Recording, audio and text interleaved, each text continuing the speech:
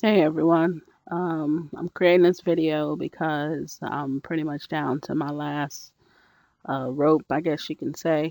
Um, I've run out of options for some problems that we ran into as a family, and I'm just reaching out to anybody and everybody, trying to see if I can maybe, get a little help.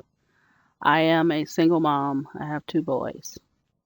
They're very good boys. They are the lights of my life. And I think if probably every parent says that, but they really are the lights of my life. Everything I do is for them. I've worked jobs that have not been according to what my field is, just to make sure that they have a place to stay, food to eat, clothes on their back, make sure they have things in life that will keep them happy. I have foregone a lot of personal needs for myself in order to give to them. And I know sometimes that's probably not right for me not to take care of myself, so to speak, but I feel good if my boys are healthy, they're strong, and they're happy. It makes me happy. And mainly, that's the main reason why I'm doing this video because I feel as though I've let them down. I've been working all my life since I was 14 years old.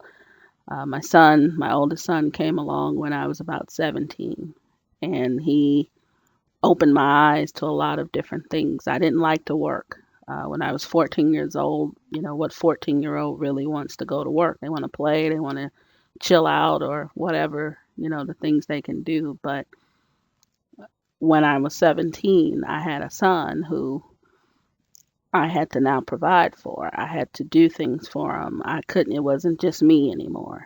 I couldn't be the selfish teenager that a lot of people believe that teenagers are. And there are some, but there are some who aren't. I couldn't be that. I couldn't think of me all the time. And ever since then, I haven't looked back and I haven't thought of just me. I thought of the boys. 5 years later, his brother came along. My oldest son asked me for a Christmas gift, December of 1997. I asked him, I said, what do you want for Christmas? I had a little money put to the side that I could probably use to buy him a couple toys or something, but you just don't want to buy him anything. And he told me he wanted a little baby brother. Now I smiled at him for, two reasons. The first reason was the innocence that, he displayed because he thought it was instant. I mean, as if you can add water to something and you instantly get a baby.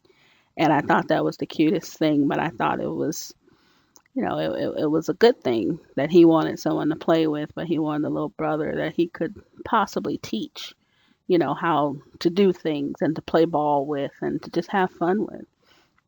A second reason why I smiled at him was because I was already 3 months pregnant, somewhere around 3 months pregnant. I didn't tell him about it because he was 5 and I really didn't know if he would understand what that meant. And I didn't want him to feel as if he would be replaced by this baby, that it would enhance our family and not, create a competition situation, at the time. So he asked me for a little baby brother. And by summer of the next year of 1998, his little brother was born. And ever since then, I mean, for about 10 years after that, it's been a rocky life for us. I mean, we've undergone so many different things. We've we've had to move from place to place a lot, and most times it was because I couldn't afford certain things and I couldn't afford to live in certain areas. We lived in some of the worst neighborhoods in Chicago only because those were the ones I could afford at the time. But regardless of where we were, I didn't stop shielding my boys from the gangs and the violence and the things that were going on in Chicago. And I risked my life many times to keep them away from it. And I would continue to risk my life to keep them or anyone else that I care for away from that sort of violence because I don't think I mean, the young children today that are involved in it's not worth it. You lose your life because somebody looks at you wrong or somebody bumps into you or you don't like what they're wearing. And life is too precious for that.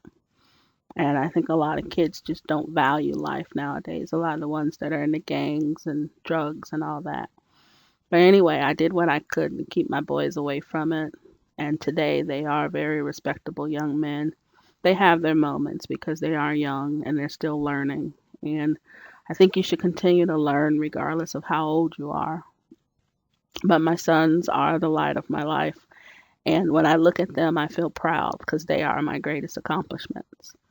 I have a bachelor's degree in business, but it pales in comparison to, the boys that I have today. And that's why I'm in the situation that I'm in right now. We are so far behind on my rent. I mean, not far, far behind, but I'm behind 2 months on my rent. And I have not, I've been talking to the leasing company and I've been trying.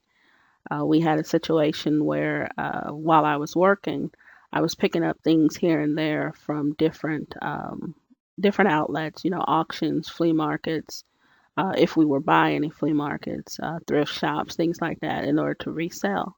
Some of it was stuff that I knew was going to take a while to sell, but it didn't matter because I could fall back on my paycheck. If, I spent, say, $50 on, a few items or something, I could wait for it to sell because I could do a few hours of overtime or something like that. I still have some of that stuff available. It's not selling as fast as I thought it would, especially now that I need it to sell. But I am going to continue to try to sell it. I've sold some of my personal possessions.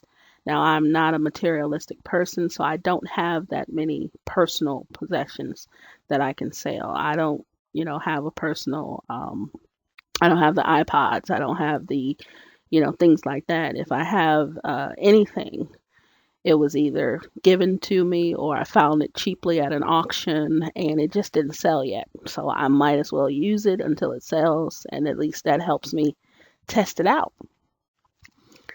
Anyhow, we have some of that inventory left over. And what I've been doing is I've been trying to sell as much of that as I possibly can. And I've been doing anything and everything to sell it that's legal. And some of it sells, but it's sporadic. I may sell something Monday, Tuesday, Wednesday, and then from Thursday to the next Thursday, I may not sell anything.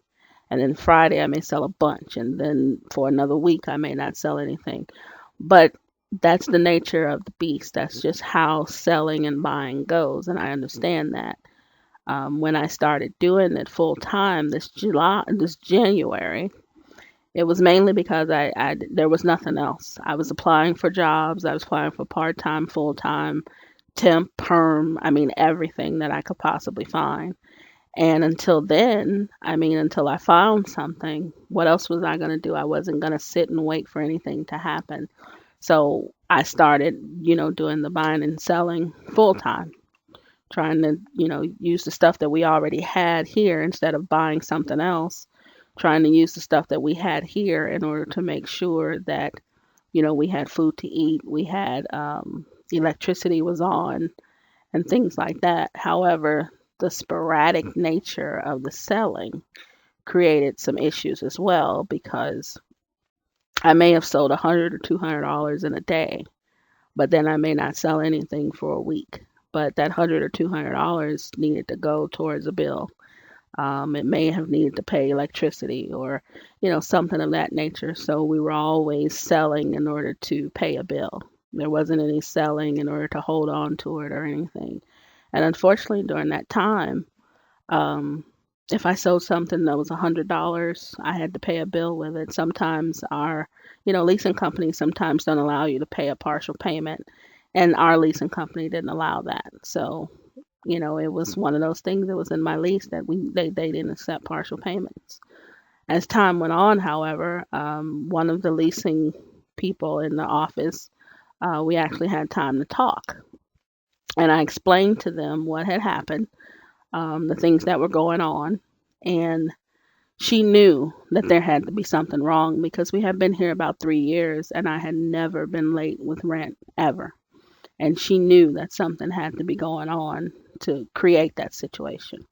She understood. She tried to give me as much time as possible, but unfortunately, her boss's boss, I believe they call them owner representatives or whatever the case is, but she did not have the same compassion that they had. And Monday of this month, which was the 10th, she indicated to me that I had until basically Thursday evening, Friday morning in order to pay everything that I owed. Everything that I owe, as I said, is 2 months of rent, plus fees, plus late fees, plus all of the other fees that are associated with that. So I'm looking at a deficit of $2,100. I have some people, family members, who are promising to send money, but don't have it yet. They're telling me that they're going to mail it. Most of my family is not in the state that I live in.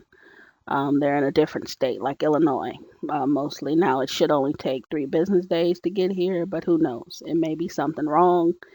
They may not send it the right way. So I'm trying my best to gather up this money and get it paid. And then the people that are sending me money, I can at least send them theirs back and say that I'm good, or I can then hold on to their money, pay other bills, and then pay them back later. Um, I'm trying to do everything that I possibly can. These two ladies that have believed in me at the office, I want to be able to pay this so that I can turn around and tell them thank you for believing in me. Because I do believe that in this world, you need somebody to believe in you. You know, there are times when you don't believe in yourself. There are times when you question yourself. There are times when you don't think you can do something. And sometimes all it takes is for one person to say, I believe you can do it. And you do it. And I know that I've tried to be that for my boys. I'm pretty sure that other parents have tried to be there and be that person for their children as well as their spouses, their brothers, their sisters, their family, their friends. I mean, anyone. They have tried to be there for them and tell them, I believe in you. These ladies believe in me. And I, I don't want anyone to get in trouble because they believed in me. You know, I can't have that on my conscience that these ladies possibly lost their jobs because they believed that a tenant who had been here for 3 years or so, and who was never behind in paying her rent, there had to be a reason and she would come out of it. Now, in between the time, I have sold, as I said, I've sold different items and everything. I had one big sale one weekend. It was the weekend of March 2nd, I believe, was the Sunday that we ended.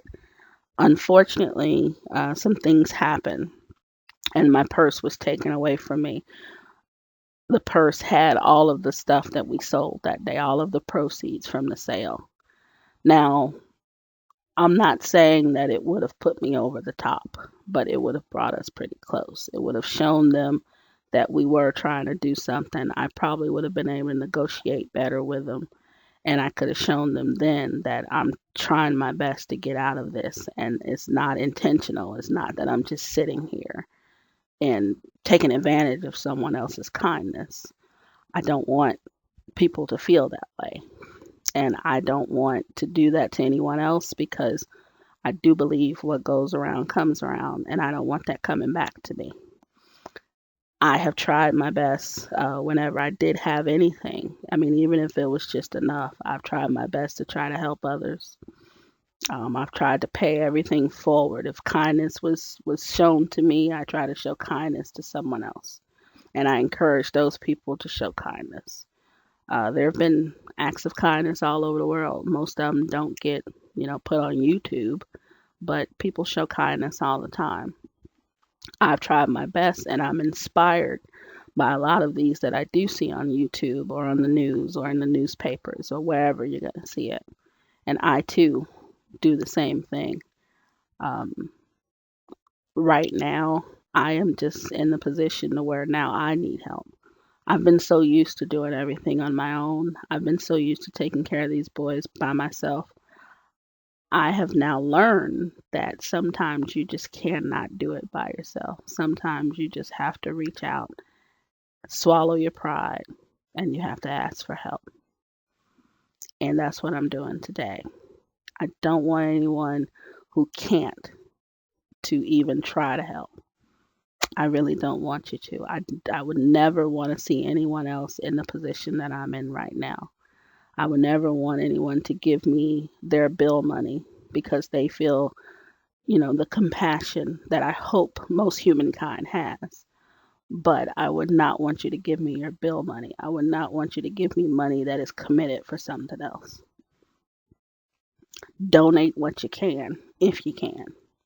If I was supposed to pay it all back, I will pay it all back.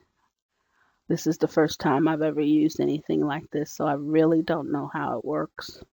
But I will find out how it works, and if it's possible for me to pay it back, I will. Now, if that's a possibility, it's not like it will be overnight. It may not be this month or next month, but I have promised anyone and everyone, family members, friends, whomever, if I can pay it back, I'll pay it back.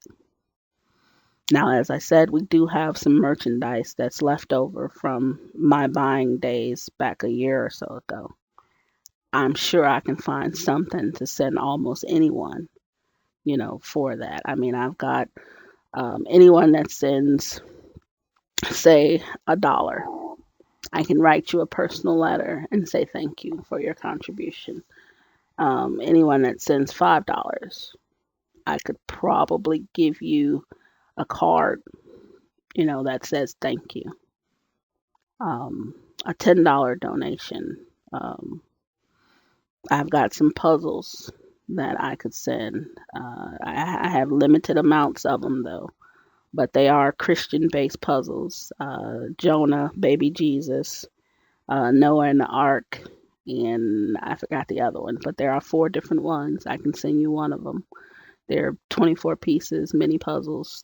They're pretty cute. For $25 donations, I have shirts. They're polo shirts, 100% cotton, made in the USA. They're brand new. I still have a lot of those in stock that I'm trying to also sell in order to make money, in order to pay off the debts that I owe. I will gladly send you one. It may take a while because it'll be at my expense, but I'll be sure to get each and every last one of them out. Anything above 25 in increments of 25, say 50 or 75, I can send you multiple shirts. I could send you at 50, I can send you the shirt plus, the other items below it. I'll send you a shirt and all of them, the puzzle, the written card, and the letter.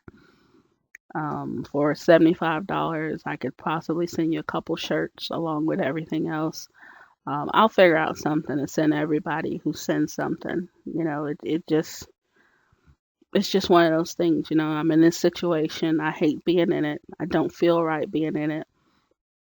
Throughout the course of my years, I mean, I've worked since I was 14 years old, and I know what it feels like to work and all of a sudden not have a job. It blindsides you, even if you have some sort of warning, because just because you apply for another position, you're qualified for it.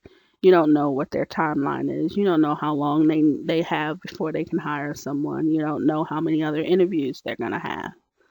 So you don't know when you're going to be hired, if at all. The position's perfect for you, and the same way that it's perfect for you, it may be perfect for someone else. It's tough, even with my bachelor's degree and my 15 plus years of experience, it's tough. A lot of people say it's because, now I'm at the point where I guess I demand more in salary. I don't know. But whatever the case is, it's still rough for a lot of people, and it's probably contributed to the economy, but it could be contributed to a lot of different things. You just can't put one thing on it. But for anyone that's listening to this, please know that whatever you do, if at anything, I mean, even if you just pass this along to someone else that you think may be able to help, it's appreciated. It is much appreciated. And I can guarantee you that my family, my boys, and I will pay it forward. We have, even without this, but we definitely will. We don't take things like this lightly. There's a bunch of people that could probably benefit from something like this, and I will start paying it forward by helping them do something like this for themselves. I hate to say it, but this is one of the first times where I've asked for something for myself, and it feels weird to me. It feels weird for me to ask for something for me, but it's not just for me, it's for me and my boys. I have to be able to take care of them. I have to be able to continue what I've started. And in order to do that, we have to have a place to stay. We've been homeless. We've been homeless before. And we were homeless in Arkansas. I can't do that again. I simply do not feel that a homeless shelter is any place that a human being should be. So many things go on in these places that, you know, you can't watch all the time. And that's the main thing. You really cannot watch all the time. And I'll leave it at that as far as talking about homeless shelters, but they are there for a reason. They are there for the better good of mankind. But not everybody who goes in there is looking at it that way. So that's all I'll say about it.